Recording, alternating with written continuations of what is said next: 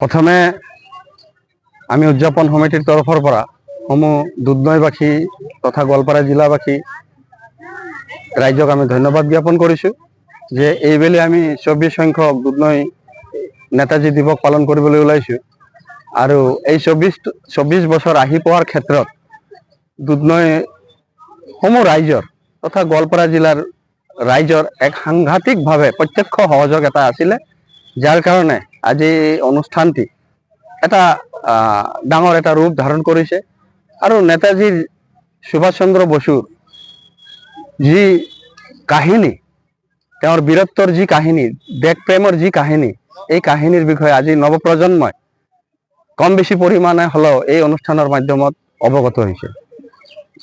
তো আমি আশা ৰাখিম যে অহাবেলি আমি ৰূপালী জয়ন্তী বৰ্ষত পদাৰ্পণ কৰিম।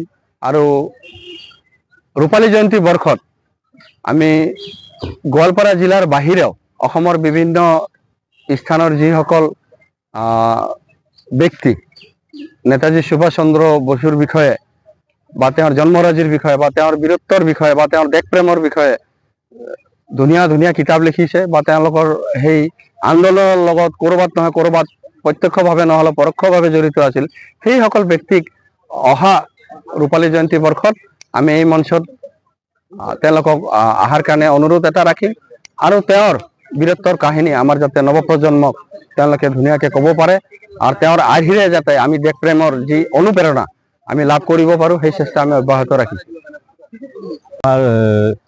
ৰাতিপুৱা কাৰ্যসূচী, প্ৰথম কাৰ্যসূচী আমাৰ পতাকা উত্তোলন, আৰু এইটো আমাৰ অভ্যৰ্থনা সমিতিৰ সভাপতিয়ে কৰিছে। পিছত আমাৰ শ্বহীদ তৰ্পণ কাৰ্যসূচী আছিলে, তৰ্পক হিচাপে আঞ্চলিকৰ সভাপতি প্ৰসেনজিৎ অৰ্থাৎ ময়ে এইটো কাৰ্য কৰিছোঁ। তাৰপিছত আমাৰ মাল্যৰ্পণ আৰু বন্তি প্ৰজ্বলন এইটো কাৰ্যসূচী ইতিমধ্যে হ'ল। আমাৰ বিজু চৰকাৰ অভ্যৰ্থনা সমিতিৰ কাৰ্যকৰী সভাপতি তেওঁ কৰিছে। ইয়াৰ লগে লগে আমাৰ কাৰ্যসূচী আৰম্ভ হৈছে আৰ্ট প্ৰতিযোগিতা, আৰু তাৰপিছত আমাৰ কুইজ প্ৰতিযোগিতা আছে 11:30 পৰা। আৰু আবেলি আমাৰ কাৰ্যসূচী হ'ব মিষ্টাৰ নেতাজী প্ৰতিযোগিতা কণ কণ সৰু ল'ৰা ছোৱালীৰ মাজত। আৰু তাৰপিছত সন্ধিয়া আমাৰ সাংস্কৃতিক সন্ধিয়া 6টাৰ পৰা আৰম্ভণি হ'ব, আৰু মঞ্চ উদ্বোধন কৰিব আমাৰ গোৱালপাৰা জিলা বাঙালী যুৱ ছাত্ৰ ফেডাৰেশ্যনৰ মুখ্য সচিব সুকান্ত বসক ডাঙৰীয়া। আৰু তাৰ পিছে পিছে আমি সাংস্কৃতিক সন্ধিয়া আৰম্ভ কৰি দিম। গায়ক হিচাপে কাক মাতিছে? গায়ক হিচাপে আমি মাতিছোঁ কোচবিহাৰৰ পৰা শিল্পী চক্ৰৱৰ্তী, আৰু আমাৰ বঙাইগাঁৱৰ পৰা এজন শিল্পী আছে, তেওঁৰ নাম হ'ল দেৱব্ৰত দাস।